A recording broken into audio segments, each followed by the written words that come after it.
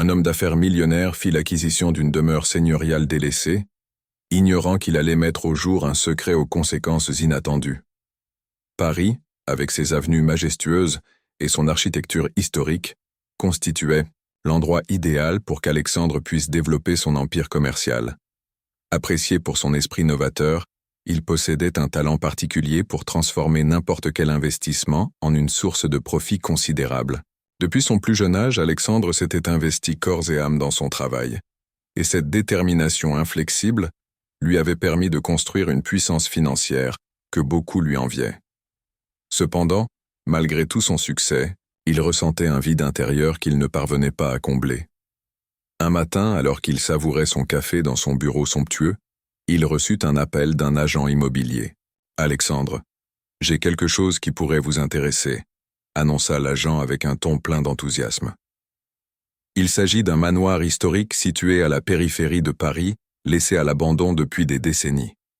Mais sa structure est magnifique et avec quelques rénovations bien pensées, sa valeur pourrait exploser. Intrigué, Alexandre demanda plus de détails et fut immédiatement fasciné par les photographies. Le manoir, un chef-d'œuvre architectural du XIXe siècle, présentait de grandes colonnes, des détails architecturaux raffinés, ainsi qu'un jardin luxuriant, bien qu'empreint d'une élégance défraîchie. C'était précisément le genre de projet qu'il affectionnait. « Organiser une visite », dit-il avec un léger sourire. « Je veux le voir de mes propres yeux. » 2 jours plus tard, Alexandre se rendit sur les lieux. Niché dans un coin isolé et, paisible, le manoir se dévoilait peu à peu à travers les arbres, partiellement dissimulé par la végétation foisonnante. Il s'arrêta, impressionné. « C'est encore plus saisissant en réalité », murmura-t-il en sortant de sa voiture. La façade, bien que défraîchie, avec ses fenêtres brisées et sa peinture écaillée, laissait transparaître une splendeur passée. Alexandre ne voyait pas une ruine, mais un potentiel immense. En se promenant dans le jardin envahi par la végétation, il imaginait déjà sa renaissance. En pénétrant à l'intérieur, il fut accueilli par le craquement du bois ancien et une odeur de poussière. Les hauts plafonds, ornés de lustres recouverts de toiles d'araignée, et le marbre fissuré dégageaient une certaine mélancolie. Mais pour Alexandre, c'était un défi, et il s'épanouissait dans les défis. « Cette maison a une âme », déclara-t-il avec excitation, tandis que l'agent le suivait. Avec les travaux nécessaires, elle pourrait redevenir un véritable joyau. L'agent sourit, heureux de l'enthousiasme d'Alexandre. « Vous savez, il y a beaucoup de rumeurs sur cette maison. On raconte qu'elle a accueilli de grandes fêtes, mais qu'elle a aussi été le théâtre de tragédies. »« Des tragédies » demanda Alexandre, intrigué. L'agent haussa les épaules. « De vieilles histoires, rien de confirmé, juste des légendes locales. » Mais Alexandre n'était pas du genre à se laisser influencer par les superstitions. Pour lui, seuls les chiffres comptaient, et ici, les chiffres étaient prometteurs. Il décida donc de conclure l'achat le jour même. De retour à son bureau, il se lança dans la planification des travaux. Il engagea une équipe d'architectes et d'ingénieurs pour évaluer la structure et établir un calendrier afin de transformer ce manoir en une propriété de luxe. Pour lui, transformer ce manoir en propriété de luxe n'était qu'une étape de plus dans sa carrière. Pourtant, malgré les plans, les devis et les discussions sur le design, quelque chose concernant le manoir restait ancré dans son esprit, une impression difficile à définir. Ce n'est qu'une maison, se dit-il, tentant de balayer cette sensation étrange. Au fond de lui, il pressentait qu'il y avait davantage. Ce qu'il ignorait, c'est que le véritable trésor de ce manoir ne résidait ni dans ses murs, ni dans son charme d'antan, mais dans quelque chose qu'il n'aurait jamais imaginé, quelque chose qui allait bouleverser sa vie à jamais. Lorsqu'Alexandre revint au manoir pour entamer les inspections détaillées, il était rempli d'anticipation. L'équipe d'architectes et, sur les lieux, des équipes d'ingénieurs s'affairaient, photographiant méticuleusement chaque élément en vue de leur rapport, tout en procédant à une évaluation approfondie des fondations. Alexandre flâna, quant à lui, se tenait seul dans le jardin, absorbé par ses pensées concernant la transformation à venir de cette propriété. Mais, dès qu'il franchit le seuil de la demeure, l'ambiance se métamorphosa. Un silence d'une densité extrême régnait, amplifiant le moindre bruit de ses pas dans le hall désert. « On dirait que le temps s'est arrêté ici », fit observer un des ingénieurs, levant les yeux vers le plafond orné d'une fresque représentant des anges évoluant parmi les nuages. Alexandre hocha la tête, distrait. Un détail qu'il avait déjà frappé lors de sa première visite capta de nouveau son attention. Plusieurs fenêtres du premier étage étaient closes de l'intérieur. « Étrange », murmura-t-il. « Vous avez dit quelque chose, monsieur » demanda un ouvrier. « Non, rien », répondit Alexandre, bien que ses pensées fussent en ébullition. Si cette demeure était inhabitée depuis des années, qui avait bien pu verrouiller ses fenêtres? Tandis que l'équipe s'activait au rez-de-chaussée, Alexandre entreprit seul l'exploration de l'étage supérieur. Il ouvrit les portes une à une, découvrant des meubles drapés de housses poussiéreuses et des armoires vides. Mais dans la dernière pièce du couloir, quelque chose attira son regard. La porte lui parut plus lourde, différente. C'était une petite chambre, meublée d'un lit en fer adossé au mur et éclairé par une fenêtre entr'ouverte. Au sol, un plaid était soigneusement plié, accompagné d'une petite lampe de poche et de quelques emballages alimentaires vides. Alexandre s'agenouilla pour examiner les objets, le cœur battant la chamade. « Qui était ici ?» se demanda-t-il. Soudain, un bruit ténu, presque imperceptible, le figea. Quelque chose, ou quelqu'un, bougeait à l'étage. Alexandre se releva lentement, suivant la source du bruit, l'estomac noué par l'appréhension. Il gravit l'escalier menant au grenier, chaque marche grinçant sous son poids. Parvenu en haut, il découvrit une porte entr'ouverte. Il la poussa délicatement et pénétra dans l'espace sombre et envahi par la poussière. Mais, avant même qu'il pût inspecter les lieux, des pas précipités retentirent derrière lui. « Qui est là ?» lança-t-il, sa voix résonnant dans le silence. Aucune réponse ne vint, seuls les bruits de pas s'éloignant dans le couloir. Alexandre redescendit rapidement, mais, lorsqu'il atteignit le rez-de-chaussée, le silence était revenu. Il scruta les environs, cherchant une explication. Le lendemain, Alexandre revint au manoir en compagnie de son ami Mike, un restaurateur chevronné spécialisé dans les propriétés anciennes. Il lui relata les bruits étranges et ses observations, mais Mike se contenta de rire. « C'est ton imagination, mon vieux. Les maisons comme celle-ci font toujours des bruits bizarres, » dit Mike, tout en examinant les sculptures complexes d'un escalier en bois. Sûrement le vent ou un animal. Alexandre n'était pas convaincu, mais il choisit de ne pas insister. Il reprit son exploration des étages supérieurs, cette fois avec une attention accrue. En repassant par la pièce où il avait trouvé la couverture, il remarqua un détail nouveau. Une feuille de papier coincée sous un meuble. Il la ramassa, chiffonnée et couverte de poussière, mais encore lisible. C'était un dessin d'enfant, réalisé au crayon de couleur. On y voyait une fillette tenant un bébé dans ses bras, avec, en arrière-plan, ce qui semblait être le manoir. Alexandre fronça les sourcils. « Ce n'est pas possible », murmura-t-il. Cette nuit-là, il ne parvint pas à trouver le sommeil. Son esprit était en proie à un tourbillon de pensées. Le dessin, la couverture, les bruits. Une chose était certaine, la maison n'était pas aussi abandonnée qu'il l'avait cru. Le lendemain, Alexandre décida de revenir seul. Il attendit que les ouvriers quittent le chantier, puis pénétra dans le manoir à la tombée de la nuit, armé d'une lampe torche. Il parcourut les couloirs en silence, examinant chaque détail. Lorsqu'il atteignit de nouveau le grenier, la porte lui parut aussi lourde que la veille.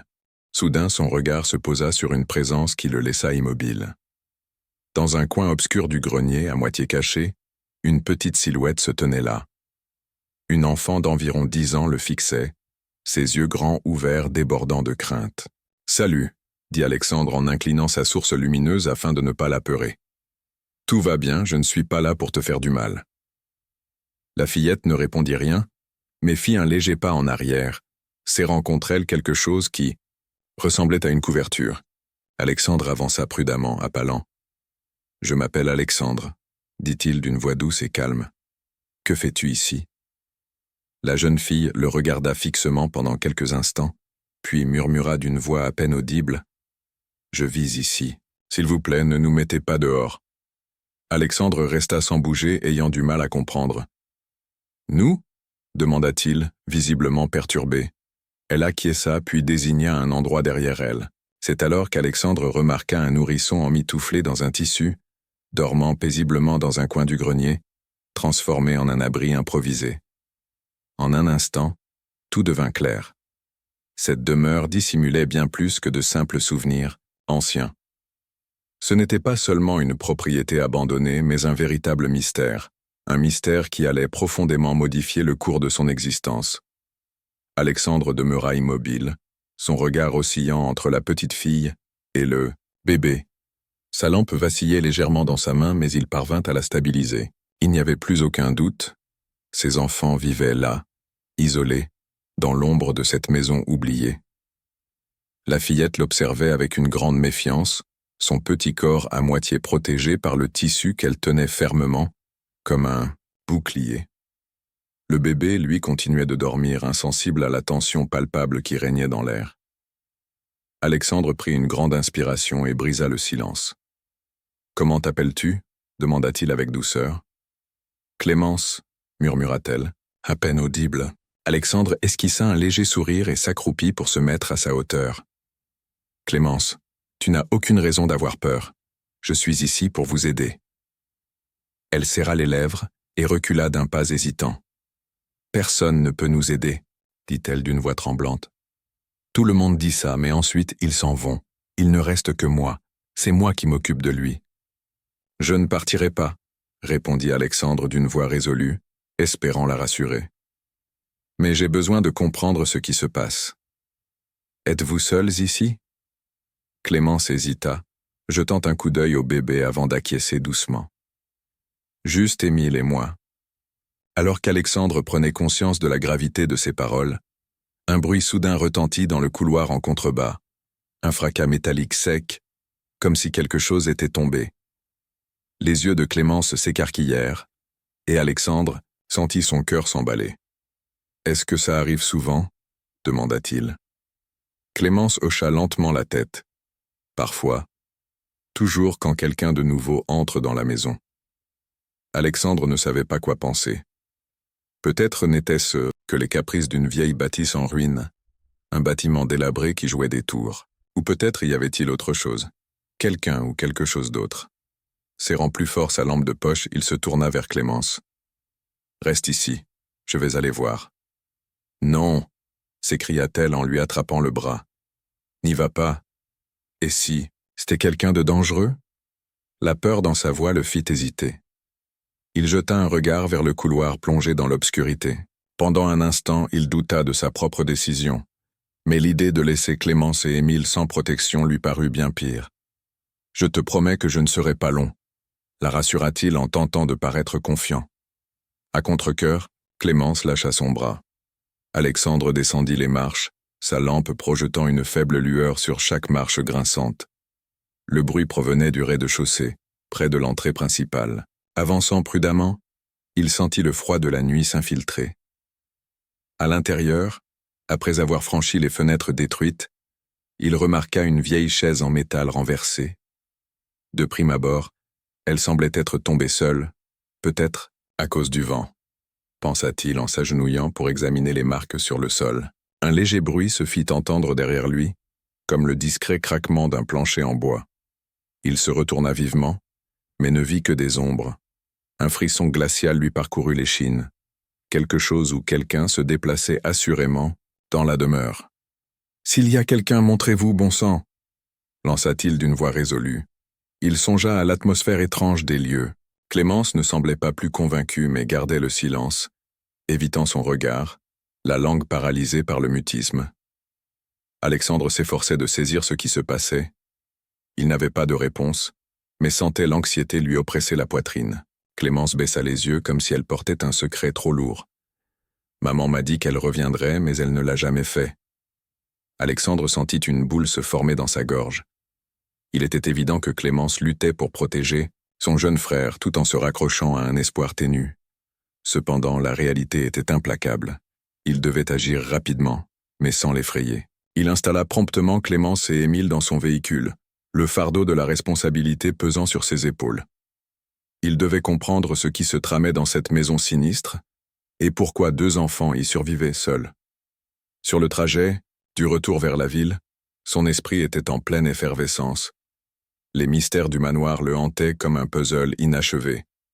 Dans le silence de l'habitacle, seules les respirations régulières d'Émile et les murmures discrets de Clémence emplissaient l'air. Elle serrait toujours son frère dans ses bras, ses petits bras frêles enserrant son corps, comme s'il n'avait qu'elle pour le protéger.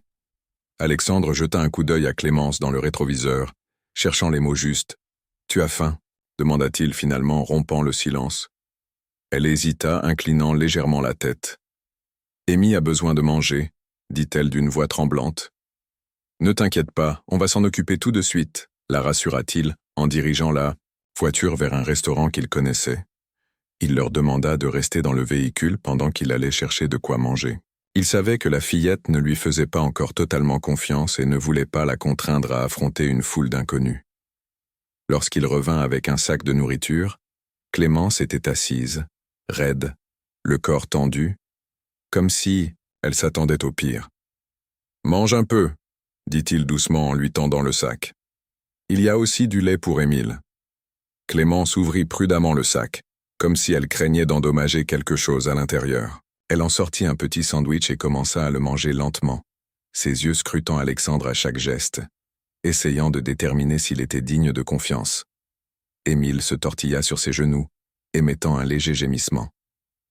Elle attrapa rapidement le biberon qu'Alexandre avait apporté et commença à le nourrir. Le bébé agrippa la bouteille avec ses petites mains et but avec une telle avidité que cela serra le cœur d'Alexandre.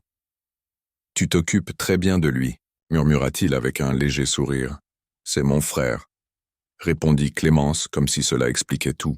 Une fois qu'ils eurent fini de manger, Alexandre décida qu'il était temps de poser des questions plus directes. Il devait comprendre pourquoi ses enfants étaient seuls dans ce manoir. « Clémence, » dit-il avec précaution, « tu as dit que ta mère avait promis de revenir. Que s'est-il passé exactement ?» Clémence baissa les yeux, tripotant nerveusement la couverture d'Émile. Elle avait été conduite là, faute d'alternative. Elle avait expliqué que la demeure appartenait à une personne de sa connaissance, un lieu sûr, mais elle était partie en quête de nourriture et n'était jamais revenue. Alexandre sentit, sa gorge se serrer. « Depuis combien de temps ?» interrogea-t-il. « Je ne sais pas », répondit Clémence en hochant la tête. « Peut-être des semaines. » Son inquiétude grandit, il devait agir. « Clémence, je veux vous aider, mais j'ai besoin d'en savoir plus sur votre mère. Savez-vous où elle pourrait être? Un endroit où elle se rendait souvent ?» Clémence secoua la tête, les larmes aux yeux. Elle n'en parlait pas beaucoup. Elle disait juste qu'elle cherchait du travail, mais elle avait toujours l'air si triste. Alexandre réalisa qu'il n'y aurait pas de réponse simple. Il ignorait même par où commencer pour retrouver la mère de ses enfants. Mais une chose était certaine.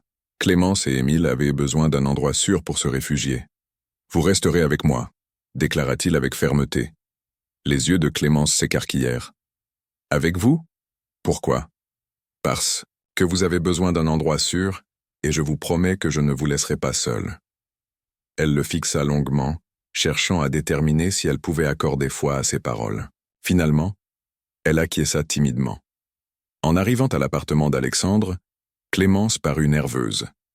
L'espace était vaste, moderne, agrémenté d'un mobilier élégant et de baies vitrées, offrant une vue imprenable sur la ville. Pour elle, c'était un autre monde, diamétralement opposé au sous-sol froid et humide où elle et Émile avaient passé les dernières semaines. « Faites comme chez vous », dit Alexandre en la guidant vers le canapé.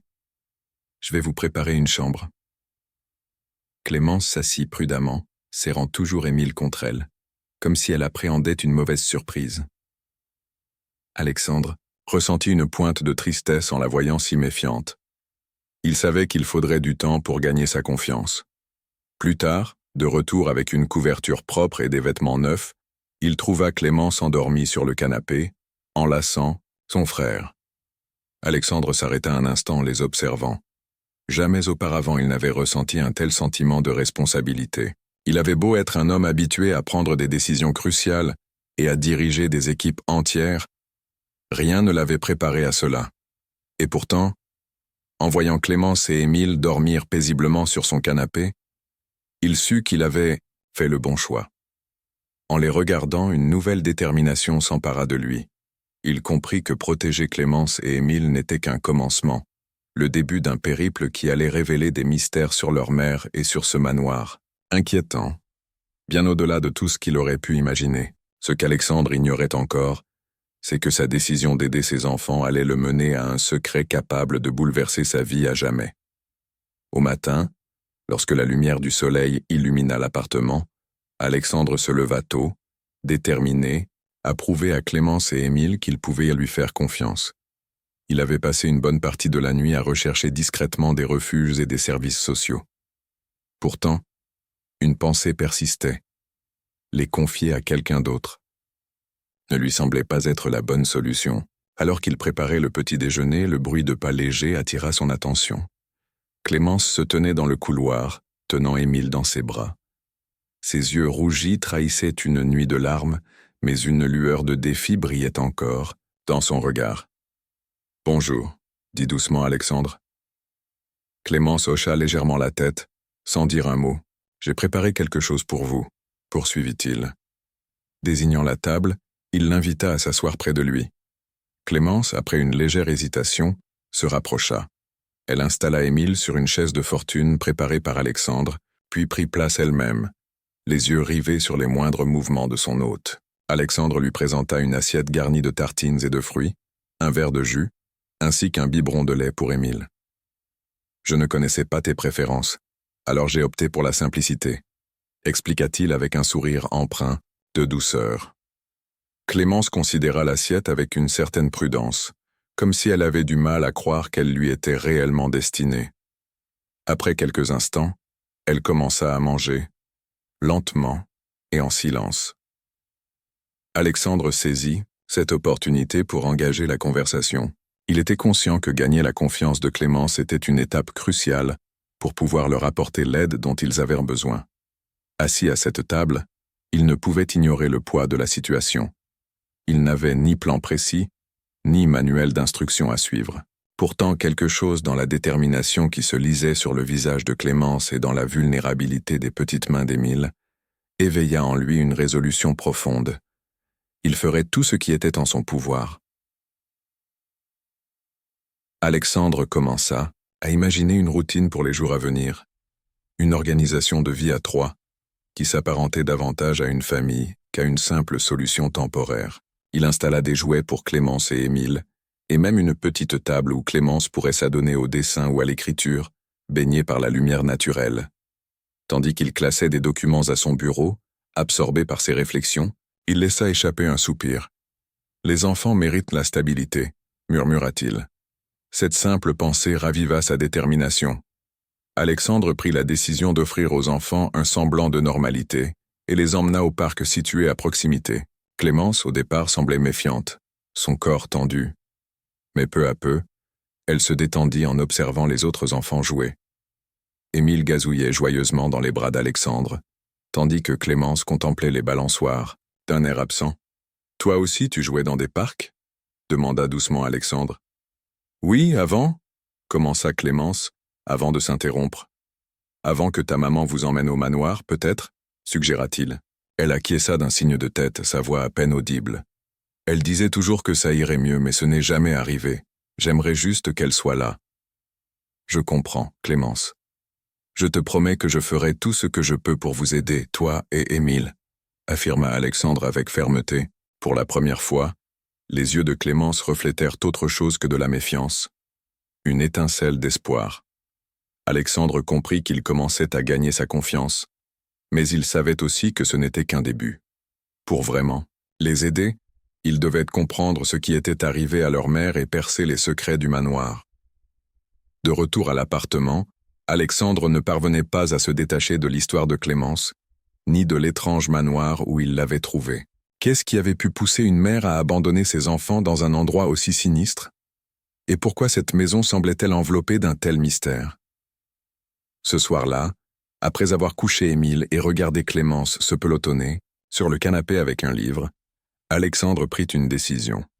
Il ouvrit son ordinateur portable et se lança dans des recherches sur le manoir. Les premières informations étaient banales. Une propriété historique construite par une famille aristocratique à la fin du XIXe siècle, revendue plusieurs fois, puis abandonnée après un incendie partiel. Mais, sur un site d'histoire local, il tomba sur quelque chose de plus troublant. Des rumeurs évoquaient des querelles familiales, des secrets jamais révélés.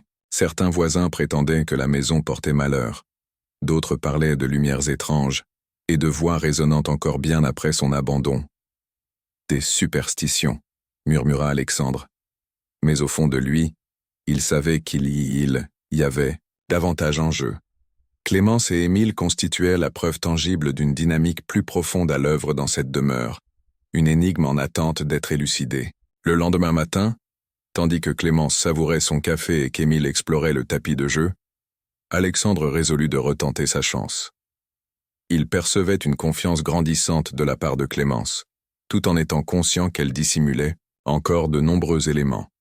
Clémence, après avoir jeté un bref regard sur son assiette, détourna les yeux et déclara « C'était l'unique refuge où personne ne pourrait jamais les retrouver ». Elle justifiait ainsi sa conviction. Cette affirmation était-elle liée à la maison? Clémence hésita, avant de concéder qu'elle connaissait la maison, qu'elle y avait déjà mis les pieds. Clémence avait une familiarité avec cette maison, ce qui amena Alexandre à penser que l'histoire recelait des profondeurs insoupçonnées. « Et toi, y es-tu déjà allé » demanda-t-il. Clémence répondit par la négative. « Non, c'était ma première fois. Pourtant, d'une manière étrange, tout me semblait familier. C'est ce qui a motivé mon retour. » Alexandre, conscient des risques, liés à un retour à la maison avec Clémence et Émile, sollicita l'aide d'une amie de confiance, Émilie, pour veiller sur eux pendant son absence. « Es-tu certain de vouloir y retourner seul » s'enquit Émilie, visiblement préoccupée. « Je dois le faire », répondit Alexandre avec détermination. « Il y a quelque chose dans cette maison, quelque chose d'intrinsèquement lié à ses enfants. Je dois comprendre de quoi il s'agit. » Lorsqu'il atteignit le manoir, l'état d'abandon semblait encore plus prononcé qu'auparavant. Le vent, s'engouffrant à travers les fenêtres brisées, agitait les rideaux en lambeaux, leur donnant l'apparence de fantômes silencieux. Une lampe, torche à la main, Alexandre pénétra à nouveau dans les lieux pour explorer les pièces. Cette fois, il remarqua des détails qui lui avaient échappé précédemment. De fines égratignures sur les murs, des objets récemment déplacés. Dans une pièce, il découvrit un vieux carnet usé, dissimulé sous une pile de vêtements anciens. Avec une infinie précaution, Alexandre l'ouvrit et comprit qu'il s'agissait d'un journal intime. Dès les premières pages, un frisson le parcourut. Les mots étaient décousus, mais empreints d'une détresse poignante, comme si l'auteur avait ressenti l'impérieux besoin de coucher ses pensées sur le papier avant qu'il ne soit trop tard. Un dessin attira particulièrement son attention. Une femme tenant 2 enfants dans ses bras, avec le manoir en arrière-plan. Sous le croquis, une note énigmatique était inscrite « Tout est lié ». Alexandre referma brusquement le journal, le cœur battant la chamade. Il ne saisissait pas encore la signification de tout cela, mais il était clair que le manoir dissimulait bien plus de secrets qu'il ne l'avait imaginé. De retour à l'appartement, Alexandre retrouva Clémence en train de jouer avec Émile. Il hésita à lui révéler ses découvertes, craignant de l'effrayer, mais il savait qu'il devait faire preuve d'honnêteté. Assis à ses côtés, il commença. « J'ai trouvé quelque chose dans le manoir. Un carnet. Je crois qu'il appartenait à ta mère, ou à quelqu'un qui y a vécu. » Les yeux de Clémence s'écarquillèrent sous l'effet de la surprise. « Qu'est-ce qu'il disait » demanda-t-elle. « Je suis encore en train d'assembler les pièces, » répondit Alexandre. « Il y est question de peur, de secret, et il y a un dessin. Il ressemble beaucoup à l'un des tiens. » Clémence garda le silence pendant un instant puis murmura. « Ma mère disait que le manoir était important, qu'il y avait là quelque chose qui pouvait nous sauver. » Alexandre ressentit tout le poids de ces mots. Si ce manoir avait revêtu une telle importance pour la mère de Clémence, alors peut-être que toutes les réponses s'y trouvaient encore, enfouies quelque part.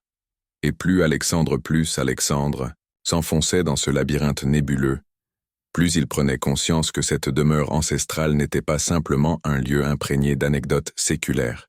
Elle constituait en réalité le pivot central d'une énigme, un nœud reliant intimement son propre parcours à l'avenir incertain de Clémence et d'Émile. L'importance de ce manoir était indéniable, et Alexandre pressentait qu'un élément crucial, enfoui entre ses murs, détenait potentiellement la clé de leur salut. Le poids des paroles qu'il avait prononcées résonnait en lui avec force. Si cet endroit avait revêtu une telle signification pour la mère de Clémence, alors il était fort probable que la réponse à toutes leurs interrogations se cachât au cœur de ce lieu. Cependant, plus Alexandre explorait les moindres recoins de la bâtisse, plus il discernait que le manoir ne se limitait pas à une simple collection d'histoires d'antan. Il était le véritable épicentre d'un mystère complexe, un mystère qui tissait un lien indissoluble entre son passé, le présent et le futur de Clémence et d'Émile. Un mystère dont la résolution pourrait bien bouleverser le cours de leur existence à jamais. Alexandre se sentait à un carrefour décisif. Les indices qu'il avait patiemment rassemblés, le journal intime retrouvé, les croquis énigmatiques de Clémence, ses propres confidences, convergeaient tous vers un mystère plus profond, impliquant directement le manoir et la mère des enfants. Il était également conscient que le temps pressait, que Clémence et Émile ne pouvaient pas indéfiniment rester dans l'expectative. Une décision s'imposait, une voie à suivre devait être tracée. Il était impératif d'assurer leur sécurité tout en poursuivant inlassablement la quête de réponses. Ce soir-là, tandis que Clémence veillait à ce qu'Émile soit bien bordé dans son lit, Alexandre se tenait assis dans le salon, le regard rivé sur le journal qu'il avait rapporté du manoir. Il l'avait déjà parcouru à maintes reprises, mais il persistait à avoir la sensation qu'un détail essentiel lui échappait, une information cruciale qui restait hors de sa portée. Que signifiait précisément cette phrase énigmatique ? « Tout est lié ?» La voix de Clémence interrompit brusquement le fil de ses pensées. « Qu'est-ce que tu vas faire de nous ?» demanda-t-elle depuis l'encadrement de la porte, les bras croisés sur sa poitrine. Alexandre leva les yeux vers elle, réalisant pleinement la portée de son interrogation. Elle ne se souciait pas uniquement du présent immédiat, elle voulait obtenir la garantie d'un avenir sûr et stable pour elle et son frère. « J'ai pris la décision que vous resterez tous les deux avec moi, » répondit-il avec une fermeté inébranlable. La surprise se lisait clairement sur le visage de Clémence. « Rester avec toi ? Et si ma mère revient ?» questionna-t-elle, l'inquiétude palpable dans sa voix. « Si ta mère revient, je te le promets, nous la retrouverons. Mais en attendant, je veux m'assurer que vous êtes en sécurité, tous les deux. » Clémence le fixa longuement, scrutant son expression, essayant de déceler la sincérité de ses paroles. Puis elle finit par hocher lentement la tête en signe d'acquiescement. « D'accord, » murmura-t-elle. « Et Émile, est-ce qu'il ira bien ?» Alexandre répondit avec une sincérité profonde. « Je ferai tout ce qui est en mon pouvoir pour prendre soin de vous deux. » Dans les jours qui suivirent, Alexandre entreprit de réorganiser sa vie afin d'accueillir Clémence et Émile. Il engagea une nourrice expérimentée pour s'occuper du bébé pendant ses heures de travail et aménagea une chambre spécialement pour Clémence. Il prit soin de la décorer avec des meubles simples mais chaleureux, qui semblèrent correspondre à son style discret et réservé.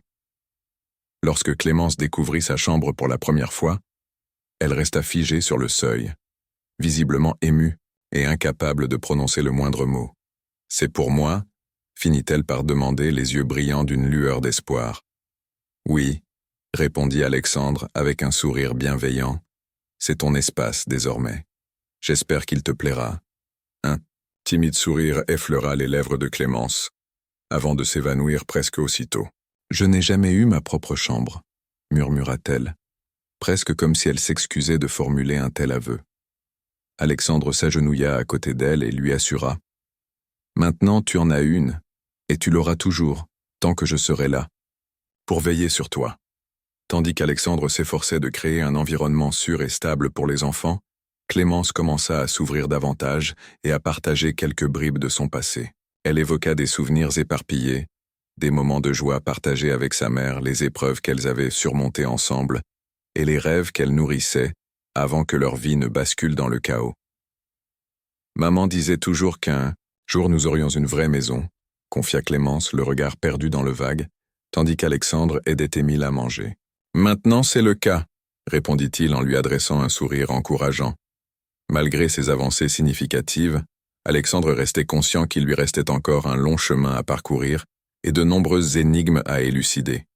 La disparition de la mère de Clémence demeurait une ombre persistante, et le mystère entourant le manoir continuait de le hanter jour et nuit. Il comprenait il semblait improbable qu'une réelle quiétude puisse étreindre Clémence et Émile tant que l'ensemble des éléments constitutifs de l'énigme ne serait pas assemblés. Un après-midi, alors qu'ils commençaient à croire à une progression, dans leur quête, Clémence reçut une missive. Celle-ci avait été déposée devant la porte de l'appartement. « Une lettre de qui » interrogea Alexandre, le cœur palpitant. « Je ne sais pas. Elle est manuscrite et semble dater d'une époque reculée, » répondit Clémence avec une certaine hésitation. « Cependant, il me semble reconnaître l'écriture.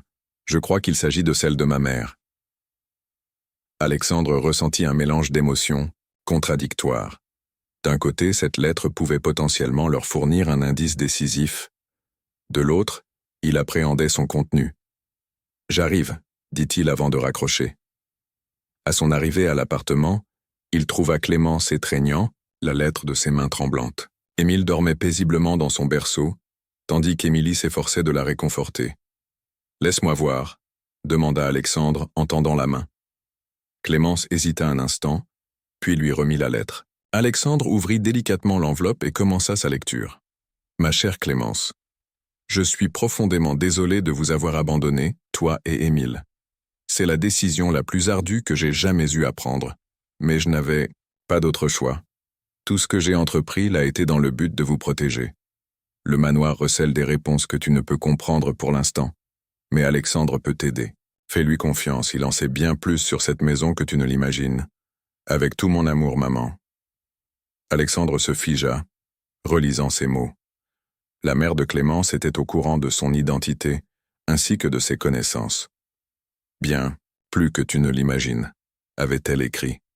Quelle était la signification de ces paroles? Clémence le fixait, les yeux remplis de questions. « Qu'est-ce que cela signifie » demanda-t-elle. « Je ne le sais pas encore », répondit Alexandre, encore sous le choc, « mais je vais le découvrir. » Tenant fermement la lettre, Alexandre réalisa qu'il était bien plus impliqué dans cette affaire qu'il ne l'avait initialement pensé. La mère de Clémence, le manoir, et maintenant lui-même, tout semblait inextricablement lié.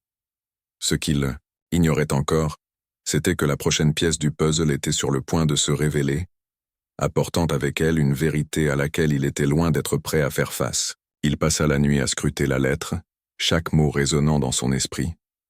Comment la mère de Clémence pouvait-elle en savoir autant sur lui? Pourquoi lui accordait-elle sa confiance alors qu'ils ne s'étaient jamais rencontrés? Les questions se multipliaient, tandis que les réponses demeuraient désespérément hors de portée.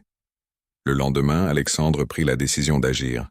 Il retourna au manoir, emportant avec lui le journal, la lettre, et une détermination inébranlable à percer le mystère. Ce lieu n'était plus simplement un endroit à explorer, il était devenu un enjeu personnel. Une fois à l'intérieur du manoir, Alexandre inspecta chaque pièce avec minutie, s'attardant sur les détails qu'il avait négligés auparavant. Dans le grenier, là où il avait rencontré Clémence et Émile, il découvrit un escalier dissimulé derrière un mur factice. En exerçant une forte pression, il parvint à ouvrir un passage secret menant à une pièce cachée. La pièce était exiguë, oppressante, emplie de vieilles boîtes et de meubles recouverts de poussière. Mais ce qui attira son attention fut une pile de documents posés sur une table. Alexandre s'en saisit, découvrant des titres de propriété, des lettres personnelles et des photographies anciennes. En les parcourant, il trouva un élément qui le laissa sans voix, une photographie de sa propre famille, un portrait de ses grands-parents pris dans les années 1940, les montrant debout devant cette même demeure. « C'est impossible », murmura Alexandre, le cœur battant la chamade. Il fouilla frénétiquement les papiers avec une urgence grandissante et découvrit une lettre signée par son grand-père, faisant état d'un partenariat avec l'ancien propriétaire du manoir. Il s'avérait que la maison avait été utilisée comme... Le manoir avait autrefois servi d'entrepôt pour des biens précieux durant la guerre civile espagnole, mais ce qui avait débuté comme une relation basée sur la confiance mutuelle s'était muet en une profonde animosité entre les deux familles concernées. C'est pourquoi ma propre famille n'a jamais évoqué l'existence de cette demeure, pensa Alexandre, de retour dans son appartement. Alexandre partagea alors ses découvertes avec Clémence.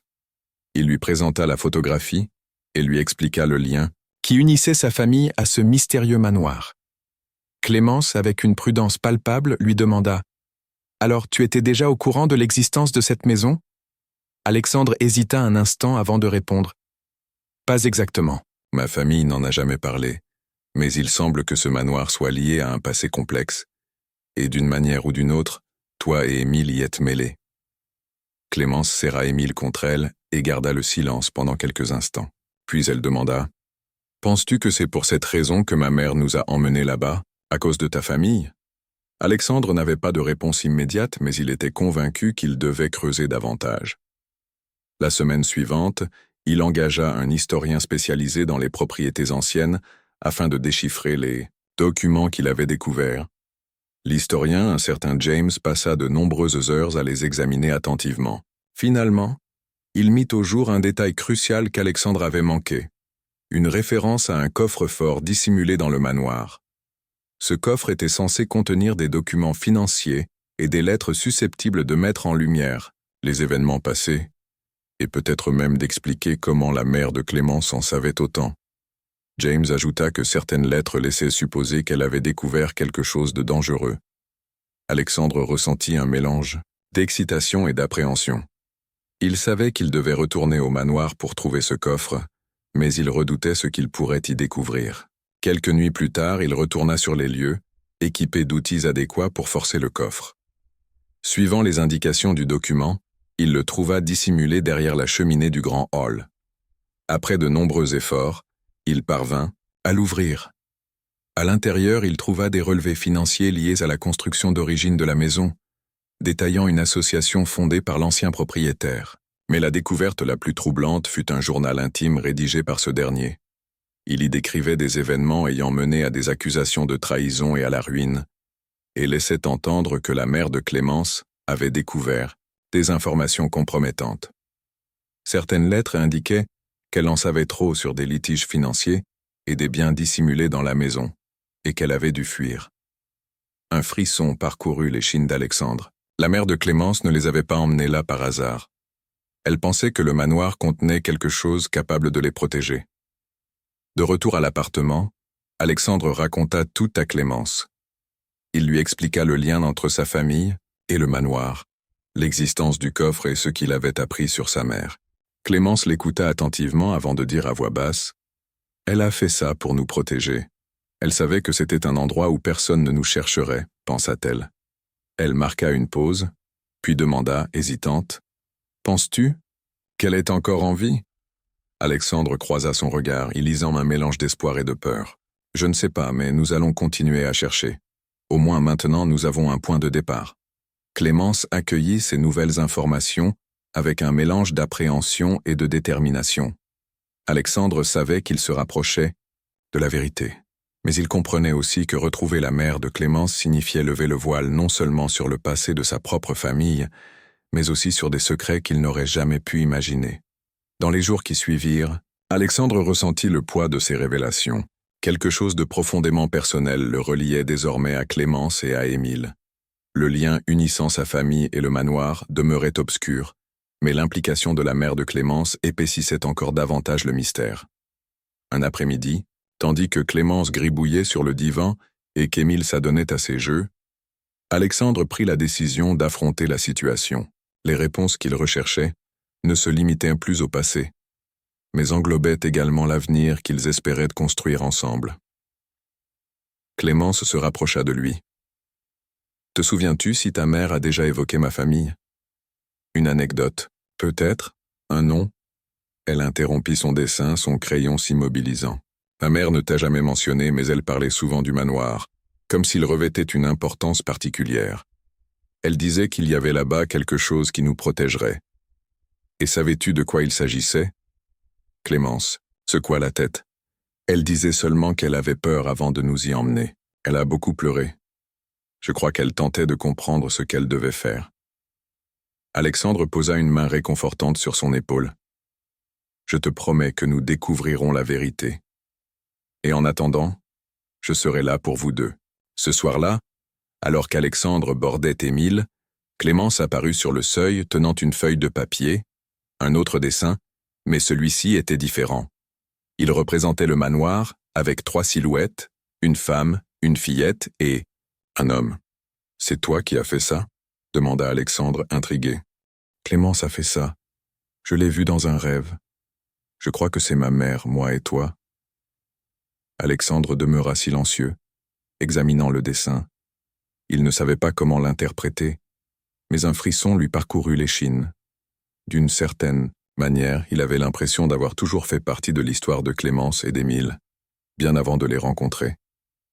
Le lendemain, Alexandre décida de se replonger dans le document qu'il avait trouvé dans le coffre. Il savait qu'il devait examiner chaque détail pour trouver un lien avec l'histoire de la mère de Clémence. En lisant, il tomba sur une lettre écrite par son grand-père mentionnant une femme nommée Catherine, le même prénom que la mère de Clémence. Dans la lettre, son grand-père écrivait que Catherine était celle qui pouvait les protéger. Ce n'est pas une coïncidence, pensa Alexandre. Nos familles sont liées depuis des générations. De retour à l'appartement, Alexandre partagea ses découvertes avec Clémence. Il lui parla de la lettre de son grand-père et du fait que Catherine semblait connaître les secrets du manoir. « Donc, ma mère connaissait ta famille ?» demanda Clémence, les yeux écarquillés. « On dirait bien, » répondit Alexandre, « et elle faisait confiance au manoir comme à un refuge. Mais on ne sait toujours pas pourquoi. » Oh. Clémence resta silencieuse un instant avant de murmurer. « Elle te faisait confiance, Alexandre. Je suis sûr qu'elle t'aurait fait confiance aussi. » Ces mots touchèrent quelque chose de profond en lui. Il comprit alors qu'il n'aidait pas simplement 2 enfants. Il réparait une histoire de souffrance qui s'étendait sur plusieurs générations. Pour la première fois, il saisit que le lien qu'il ressentait envers eux allait bien au-delà d'un simple devoir. Alexandre commença à se demander si le destin n'avait pas placé Clémence et Émile sur sa route pour une raison plus grande. « Ce ne sont pas juste des enfants que j'aide, » pensa-t-il. « Ce sont ma famille désormais. » Ce qu'il ignorait encore, c'est que sa quête de vérité allait bientôt le confronter directement à son propre passé familial, à une vérité bouleversante qui changerait sa vie à jamais. Il était de plus en plus convaincu que les histoires de Clémence et d'Émile étaient liées à la sienne d'une manière qu'il ne pouvait pas encore pleinement comprendre. Il était indéniable qu'Alexandre ne les voyait plus comme un poids ou une charge temporaire. Ils étaient désormais ancrés dans son existence et il était prêt à tout pour les protéger.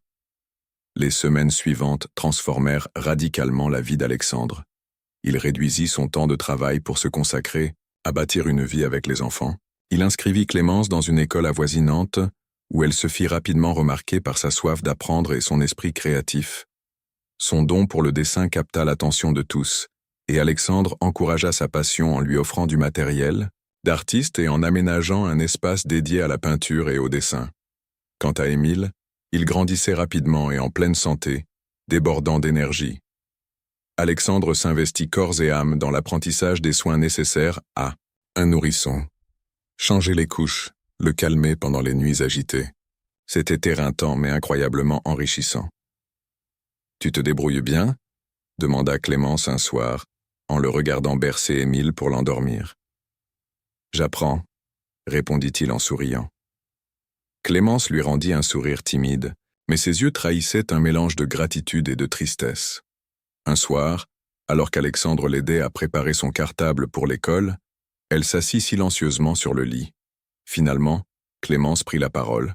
« Je me souviens de quelque chose qu'elle a dit, » murmura-t-elle soudain. Alexandre releva la tête, surpris. « De quoi s'agit-il » ? « De ma mère, » répondit Clémence. « Avant de nous emmener au manoir, je l'ai entendue au téléphone. Elle disait qu'elle allait y laisser quelque chose d'important, quelque chose qui devait rester caché. » Le cœur d'Alexandre se serra. « Tu sais ce que c'était » Clémence secoua la tête. « Non. Mais elle a dit que c'était pour nous protéger, Émile et moi. » Cette révélation fit jaillir en Alexandre une nouvelle série de questions. Il comprit qu'il devait retourner au manoir pour découvrir ce qu'Anna avait laissé derrière elle. Le lendemain matin, Alexandre prit la route avec Clémence à ses côtés. Il sentait qu'ils étaient sur le point de faire une découverte capitale, et il voulait qu'elle soit présente pour l'aider à identifier tout ce qui pourrait être important. À leur arrivée, Clémence semblait nerveuse, mais déterminée. Elle serra fermement la main d'Alexandre, tandis qu'il s'avançait dans les couloirs obscurs. « Qu'est ici » dit-elle en s'arrêtant devant une porte qu'Alexandre n'avait encore jamais ouverte. À l'intérieur, il n'y avait qu'une vieille commode et quelques cartons. Alexandre commença à fouiller, tandis que Clémence l'observait attentivement. Après quelques minutes, elle trouva un petit coffre fermé à clé. « C'est ça », souffla-t-elle à peine audible. Alexandre utilisa un outil pour forcer l'ouverture.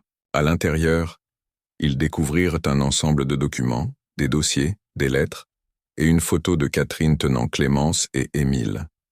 Mais ce qui attira surtout l'attention d'Alexandre fut une lettre qui lui était adressée. Elle venait de Catherine.